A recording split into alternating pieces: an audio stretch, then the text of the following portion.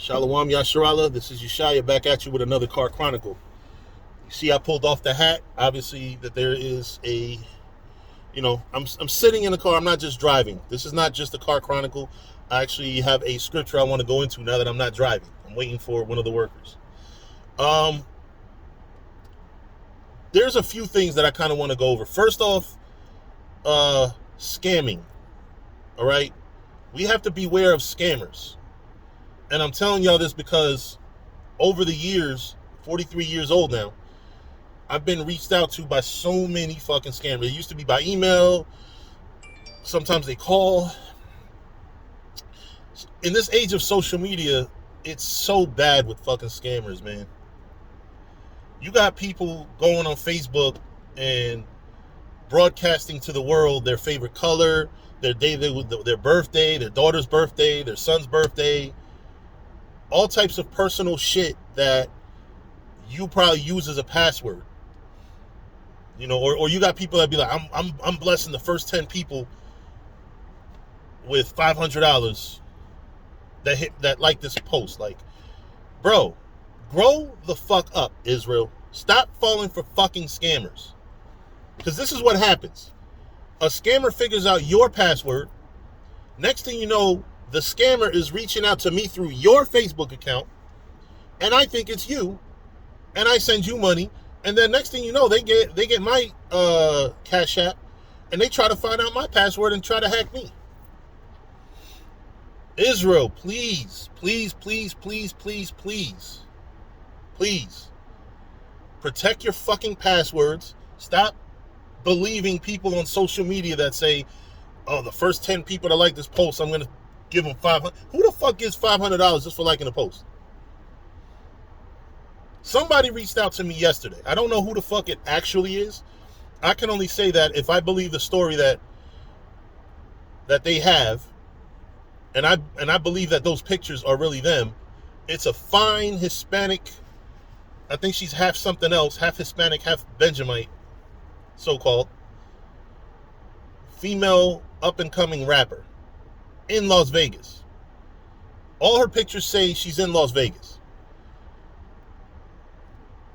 So yesterday was the second time she reached out to me, or this person reached out to me. Well, they reached out to me at least 2 or 3 times a week for small talk. But yesterday, this person actually had the audacity for the second time to ask for money. And then I had to tell this person, listen, I don't know who you are. We're strangers at the end of the day. I don't care what type of conversations we have had. At the end of the day, I don't know who you are. And the fact that you are a total stranger to me, asking me for money is very alarming. And this person goes to guilt trip me and say, oh, I understand that from your perspective, blah, blah, blah, but I need help, And it got me to thinking, not only do you have to watch out for scammers, because that's the biggest thing that I want to discuss here. You also have to watch out for brothers that are scammers. And this is what I mean by brothers that are scammers. Brothers that are always coming to you with a problem that requires money to fix. Brothers that are consistently, but when they need money for themselves, they always got it. But there's sometimes they're gonna come to you and be like, oh brother, I'm not doing good. I need money to help fix this, and beware of those brothers too. Those are scammers too. See, scamming and begging are two peas in a pod, as white people say. And I'm gonna explain why. A scammer is just a smart beggar. They're doing the same thing that a beggar's doing. They're just not as they're just doing it in a roundabout way. They're still begging. This so-called female in Las Vegas, when she was talking to me, I was like, I have no way to confirm what you're saying. So you have to understand, if I help you, and then somebody, say one of my children, like I have, 2 stepkids, I have my daughter, my family, somebody immediate, one of the brothers in my church, a brother in a church that is in good standing with me, If one of them needs help, but I done went and fucking helped somebody that I don't even know if they are who they say they are, then I'm the dumbass. So it's imperative that you brothers out here don't just help anybody, any Instagram account that reaches out for help, because you're gonna be, here we go. See, the book of Ecclesiasticus is so beautiful, man. So beautiful. I'm going to start with verse 1, 12 and 1. When thou wilt do good, know to whom thou doest it. I didn't know this person. I did not know this person. I don't know if this person's coming up with a fake sob story, but you know how, you know who I would know if they're capping? A brother that I know in my church, my woman, her children. I know who sincerely needs help, because I see their struggles every day. But some fucking account on Instagram, I don't know who the fuck that is. True story. One of my homies from the Sandbox, like literally I was single digit years. Me and him go way back. 30 plus years. He's locked up right now for I think federal drug charges. Somebody reached out through his account and asked for help financially. And me being the what's the word I'm looking for? The suspicious brother that I am, I asked this person, how do you know me? Because if this was really the person who reached out to me, if that was really them, you know goddamn well, bro, we from this block, from the Sandbox. That person did not know how to fuck. They could not answer how they actually know me. So you know what I did? I can't send you money, bro. That's it. Know who you do good to. Even if it's an Instagram or Facebook account of a person that you know, make sure it's that person. It says, so shalt thou be thanked for thy benefits. Because if you send money, if I would have sent money to that scammer, either one of those two scammers I told you about, or maybe one of them's not a scammer. Definitely the one that reached out through my boy's account is a scammer. But maybe that female isn't really a scammer. She just has a weird story. Because all her pictures say she's in Las Vegas, but she told me that I could pull up on her in Philly. That could have been a setup to rob me. Or, another example.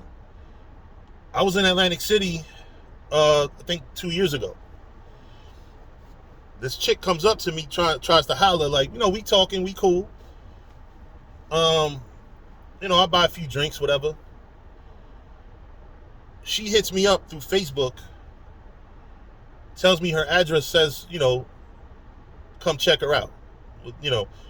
What that means is basically either one or two things. The way she was presenting it was like she wants to fuck. But what I think it is could be a setup. And the reason why I say it could be a setup, I'm from Jersey. She from Philly. I don't know people in Philly like that.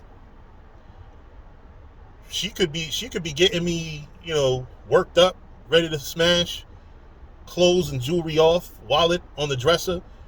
Niggas run up in there with guns and shit, smack her up, pretending like they're not in on it, like she's not in on it, and take all my shit and leave me butt ass naked in Philly. Or dead. We have to be conscious of these things. They could save your life.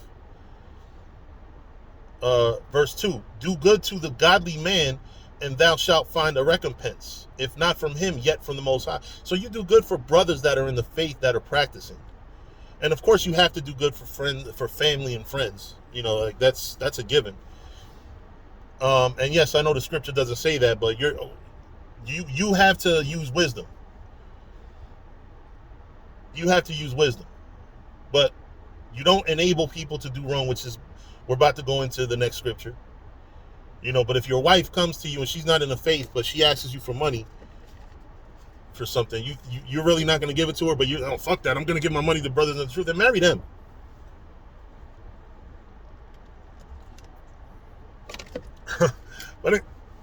But anyway, verse 3, there can no good come to him that is always occupied in evil, nor to him that giveth no alms.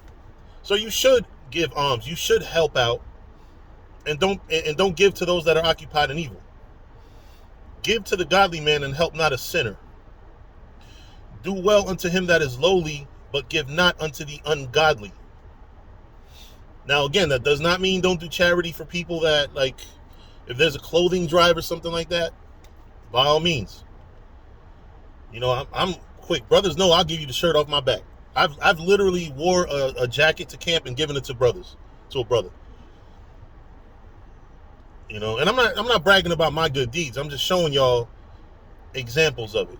I'm not going to name the brothers. I'm not going to name what I've given, but definitely first and foremost, give to brothers that are in the faith that need help. Do well unto him that is lowly, but give not unto the ungodly. Hold back thy bread, give it not unto him, lest he overmaster thee thereby. For else thou shalt receive twice as much evil for all the good thou shalt have done unto him. So this is why it's very important to be careful who you do good to. I remember two times I helped this bitch out named Mars. I think her name is Marquetta, so obviously, you don't want to walk around with that ghetto ass name. The reason why I bring that up is because this bitch got on her feet, started bragging on social media about making money, and didn't even reach out to me quickly. She reached out to me for help when she needed it, but when she's on her feet, not one mention of sending me back shit. People, you put people on, you help people out, and people do constantly forget where when they needed help, who they went to. Yeah, man. And also, one other thing I want to touch on, I think I already spoke about it. You got men out here that are masters at asking brothers for money and needing help and coming up with sob stories. Don't help them motherfuckers out either, even if they are supposedly in the faith. And I'm going to explain why. If they're following the script, what the fuck? I'm in front of a house that has hella Egyptian statues in front of it, but it has the so-called Virgin Mary, the white Virgin Mary too. Anyway, this is weird, but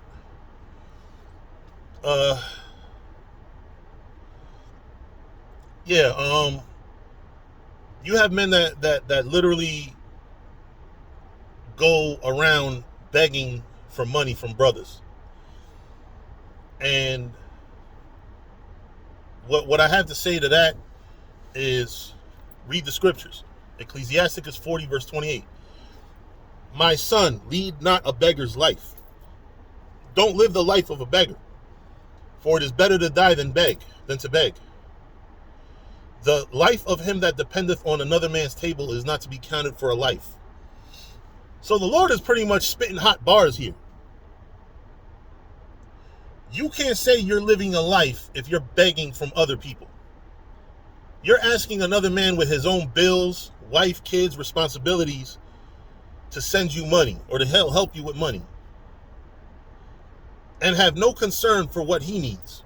And one thing I noticed in Israel, not just in, matter of fact, forget Israel. One thing I noticed in the world, the biggest bums and beggars are the ones that actually have income. They have jobs, they have money, they just want to use yours. For he polluted himself with other men's meat. So you borrow and you take from other men, you're polluting yourself, because that meat is not supposed to be yours. They bought it for them and their family. And you're sitting here begging for it in the name of brotherhood. Because you got a lot of brothers out here that use the term brotherhood to beg for money. It says, but a wise man well nurtured will beware thereof. So you're gonna beware. You're gonna identify brothers like that, and you're gonna stay the fuck away from brothers like that. Begging is sweet in the mouth of the shameless. Begging is sweet in the mouth of the shameless. You should not fucking be begging for money from no fucking body. Now, well, I'm going to get to that in a minute. It says, but in his belly there shall burn a fire. You know what that fire is? That fucking shame when they get caught out there. My son, lead not a beggar's life, man. So what I wanted to talk about is that you actually have brothers that do sometimes need help and have too much pride to ask because they don't want to be classified as one of these niggas. They don't want to be called a beggar, but they also don't ask for help when they need it because of you begging ass niggas. You got men out here that really go to different camps asking for money. Really, they really do that shit with no fucking shame. Oh, brother, I'm having trouble. I'm uptight. I don't know how I'm gonna make the rent. That should not even be bro. You better be a fucking man. Grab your own damn testicles and hold them up and say, yo, fuck this. I'm a man. I'm gonna tough this out. Rather than go to a fucking stranger that you don't really know. Because if that stranger that you don't really know helps you out, they're not following Ecclesiasticus, the 12th chapter. Know who you do good to. I don't know you, bro. Now, if it's a homeless person out on the street begging for money, there's nothing wrong with getting them something to eat, or even occasionally, even though I try not to give them actual money, because they could buy that for drugs, But help the poor, and especially help the poor that's in the faith. But more importantly, if you see a brother's consistently going around begging, don't send no goddamn money to nobody that's sitting there begging for money. To like chronically. Chronically, I'm talking about. You got brothers that fuck off their own finances, and then they reach out to you and say they need help. Yeah, you need help now. You didn't need help when you was fucking off your money. I remember one time a brother had asked me for help. 2 days later, motherfucker on the gram, because this social media shit take it to a whole nother level. 2 days later, the niggas on social media with a fucking bottle of Hennessy, posing like they profiling and shit. After the brother just got finished giving me a sob story about how he need help.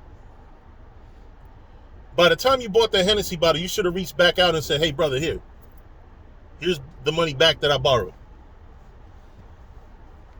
No mention of paying back or nothing. You have people that feel that they're lazy and they expect others to take care of them. So I'm going to wrap this video up by saying don't live a beggar's life. Don't be a beggar, and don't be a scammer, and don't fall for a scammer. Scamming is just educated begging. Educated on the left-hand side. Shalom.